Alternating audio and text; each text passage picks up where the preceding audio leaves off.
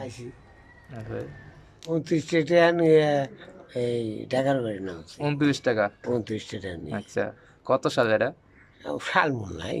আচ্ছা, তারপরে?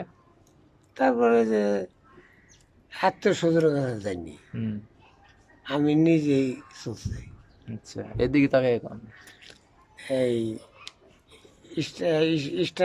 স্টাক পাঠার গেলাম, যে 3 দিন বসে রইলাম হুম। ওয়ালে ওয়ালে বসে রইলাম। এই তারপরে একদিন এই আমার যেহেতু ইয়ার বসে রয়েছে আগে, হুম। আমি বসে রয়েছি, দিয়ে একটা গাড়ি পাওয়া যায়নি, বাড়িতে আয়।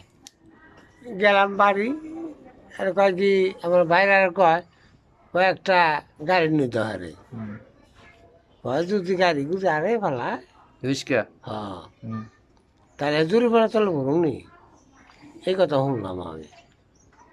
ওই নাই রে, ওই স্টাফ করে মালিক দিয়েছে ওন বসে, তার নোয়া খাইলে হোসেন হোসেন কয়, ভাই আপনি বসে রয়েছেন না 3 দিন ধরে, দিই কী ব্যাপার? আমি কইসার চাইছিলাম আমি একটা গাড়ি চালাই, হুম। আমার তো পরিচয় কেউ নাই, জামিনদার কেউ নাই।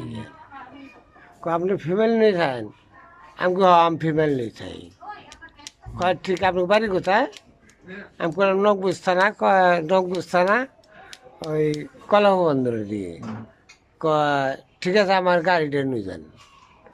এই গাড়িটা নিয়ে গেলাম বিহারি। কয় কি জমা 200টা মারলাম। 200টা মাইরে আমি কই তা এই আপনার জমা কত নেন?